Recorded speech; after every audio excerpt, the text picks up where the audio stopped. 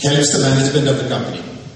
And it is a tool which is there for translating the vision and strategy to action.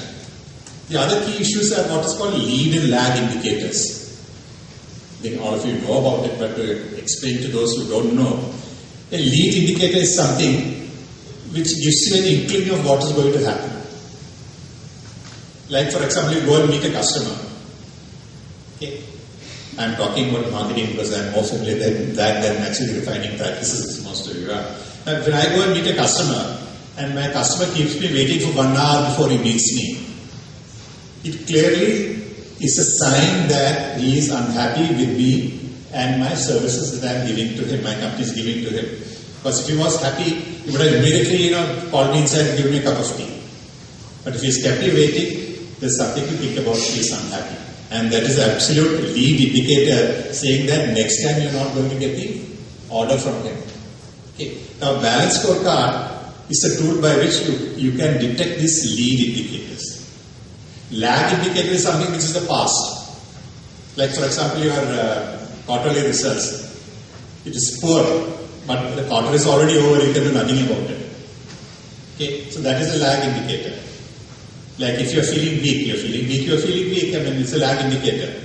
But while walking, if you feel that there's a little pumping in your heart, the good doctor can say that something is wrong with your heart. That is again a lead indicator.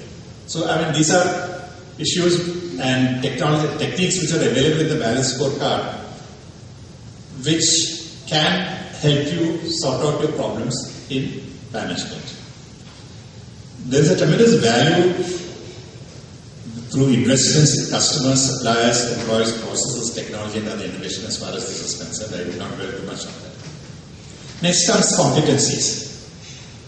Now, typically there are two types of competencies. One is the technical competency, and the other is the behavioral or leadership competency. See this graph here. On the left side, the starting point is when you join the company as a trainee kind of thing. At that lower level in the organization, what you need is a lot of technical competency because you are working as an individual. You are not the head of a team. So, your ability to execute the work that is given to you is the reward that you would get. So, but as you grow in the organization, while you need technical competency, the aspects of behavioral or leadership competencies come into play. And that becomes a very, very strong motivating factor. Now, quite often what happens is that the transition from an individual worker to the head of a department or a head of a group of people becomes very complicated. That means certain people don't develop this leadership quality as it should be done.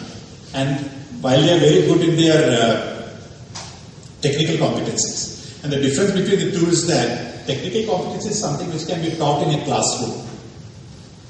For code writing, I mean, I can have a class which can teach all of us code writing. But leadership is a combination of what can be taught and what is also innately there, which needs to be developed with the people. So, when you are at the top of the organization, which is the graph showing in the right part, it means that, okay, I mean, you should be understanding your people very well. You should have an ability to carry your people very well. Only then can you become a successful leader. Being a great economist can't make you a good prime minister. The prime minister is something who has to carry his entire political complexity and understand that and tackle that. And that is what competencies are about.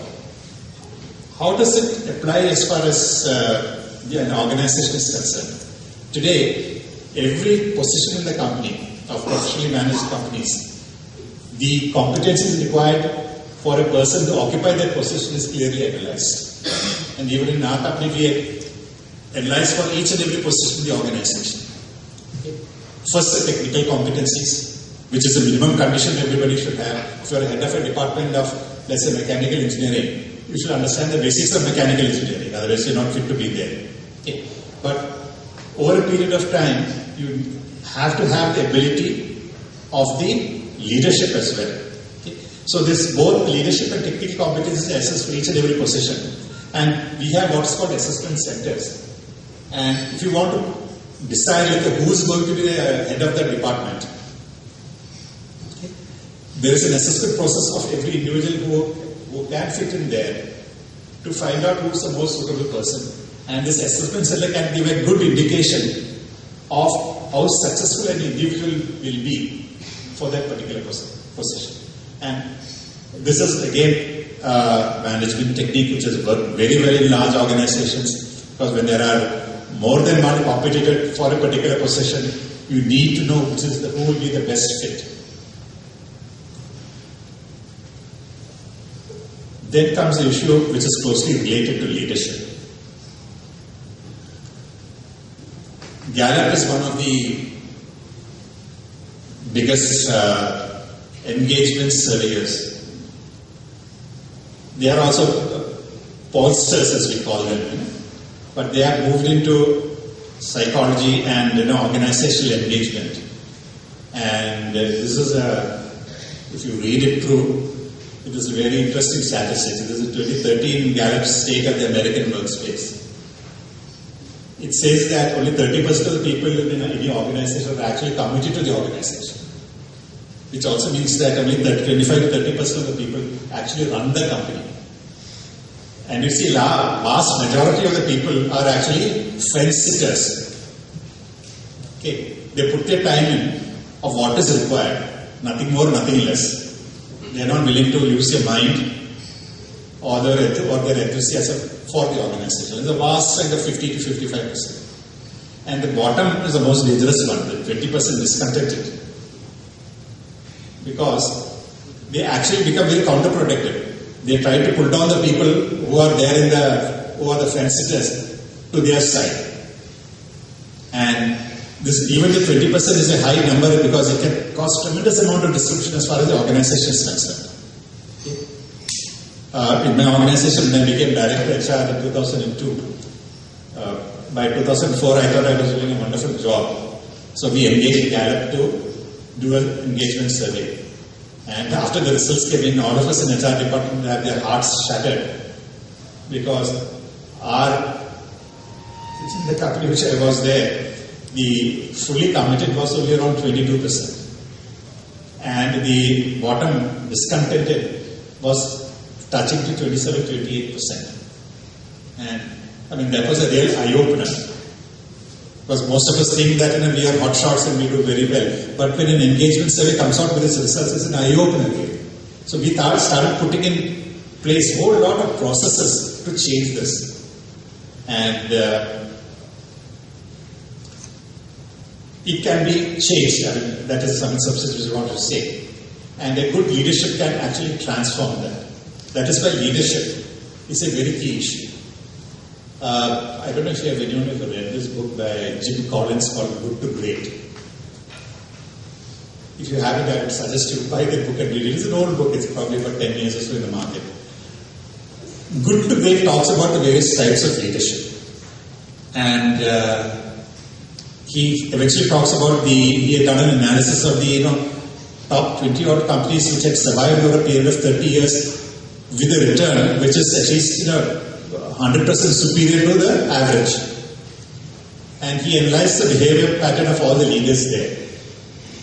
And the conclusion is that they are all level 5 type of leaders.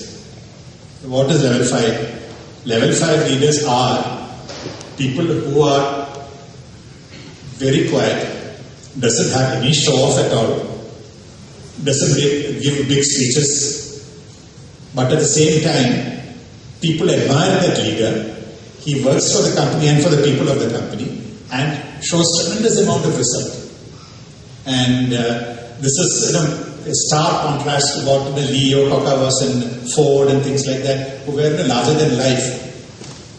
So he says, if you are a very successful leader, people who can transform the organization, you have to strive to be a level 5 leader. So read this book. I mean, in a few minutes I can't fully explain the concept of that, but do read that book.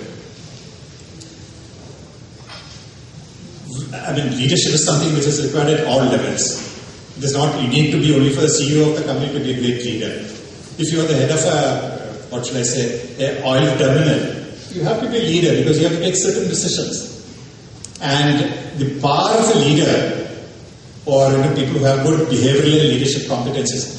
We had a survey in our own company wherein we have what is called the depots and terminals. And we found that certain depots were not doing very well. And people were generally unhappy, dealers, customers were very, very unhappy.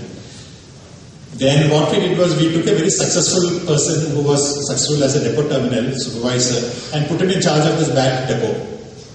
Within a period of 6 months, the functioning of the depot changed completely, and what was a C-class graded depot became an A-plus graded depot, simply because a great leader stepped in there. And that is the power of what a leadership is all about. Okay. Then especially if you have customer-facing positions in the organization, you meet large customers all the time, you need to have people with empathy of a great leader. Otherwise your customer will slowly distance yourself from them. And that is what brings to the subject of what is called emotional intelligence. Some of you are familiar with emotional intelligence. Basically, people say that to be successful, you need to have IQ and EQ. All of you know what IQ is. Emotional intelligence is measured in EQ. The earlier chart on competencies also said that in the initial period of life, you need to have large IQ, which is your technical competencies. As you grow in the organization, you should have behavioral competencies.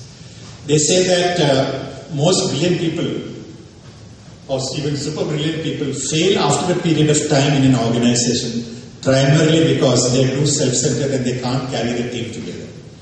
And they say that all successful people, whether you're a doctor or an engineer or whatever you are, at the end of the day, you need to have a balance of IQ and EQ for success in life. So we'll spend a few minutes on what is this emotional intelligence business. Broadly, it is talking about, are you having difficulty in handling change? Are you stuck to the ways that you do all the time? And if somebody says that, can you do it differently, are you challenging it? Are you unable to work in a team? As a member of the team, you find yourself very uneasy. You always want to be an individual. And what about your interpersonal relationship? These are the key issues which are there. And to give a definition to emotional intelligence, there are two definitions which are here. It says there is an intelligence based on emotion, and people who have this capacity are less depressed, healthier, more enjoyable, and have better relationships. How do you arrive at? We'll come to a little later. Another definition is that emotional intelligence is a form of social intelligence that involves the ability to monitor one's own and others' feelings and emotions, to discriminate among them, and to use this information to guide one's own thinking and action. Which means that you look at all the emotions that you have, and all of us have hundreds of emotions pass through our mind every other day, every other minute for that matter. So you learn to distinguish what is positive and what is negative, and keep away the negative and keep the positive. And there are ways and ways of doing that as well. There are two great people who have written about emotional intelligence. The most popular book is a book called Emotional Intelligence by Daniel Goleman. He had come to India to talk about his visit and how useful it has been. But prior to him, before he wrote that book, there were two researchers, John Mayer and Peter Salovey, who did a lot of research on the non-cognitive aspects of intelligence. They defined the word emotional intelligence in 1990. And this book by Daniel Goleman called Emotional Intelligence is available in the market. I'm sure in every bookshop it should be there. It's again worth reading for the simple saying. He talks about 18 to 20 different types of ways by which you can become more emotionally intelligent. Some people are born that way, born leaders, but others can acquire it by very conscious effort. And for that matter, this book is worth reading. Researchers and writers have talked about a whole range of intelligence, which include logical, linguistic, musical, and some of them are known to us. these are the inborn talents which are there, and sometimes talents which can be developed. Let me not, I think I've taken more of the time, so let's just quickly go through this. Howard Gardner talks about two types that fit emotional intelligence, one of the descriptions that I've talked about.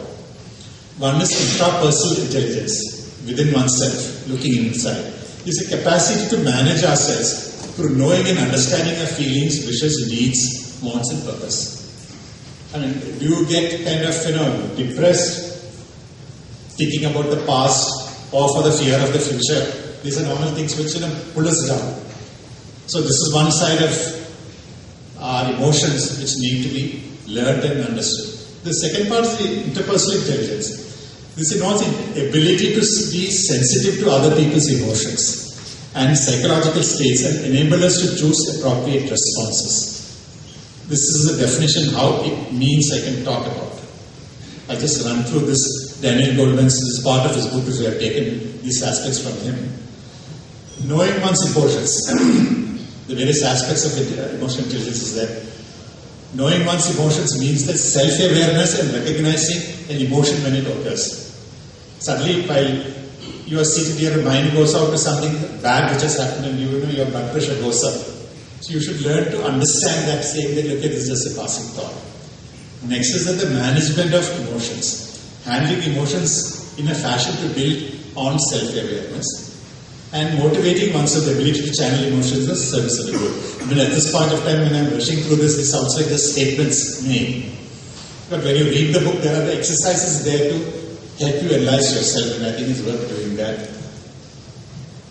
Then, recognizing emotion in others or empathy, the appreciation of the differences in people and the sensitivity to others' feelings, which sometimes we don't know. And broadly speaking, I would say that, an emotionally intelligent person, when he talks, especially to his subordinates or to his wife or to his children, I mean, you talk in such a way you don't even bother about what is the impact of your words on the other person. And that is where the whole problem starts. You think you have said something and you have not really thought about the words that you have used. But the recipient of those words may be deeply aggrieved by what he has heard. And you don't understand that. In which case your emotional intelligence is almost zero. But an emotionally intelligent person will be able to judge the reaction or the impact of your words on the listener.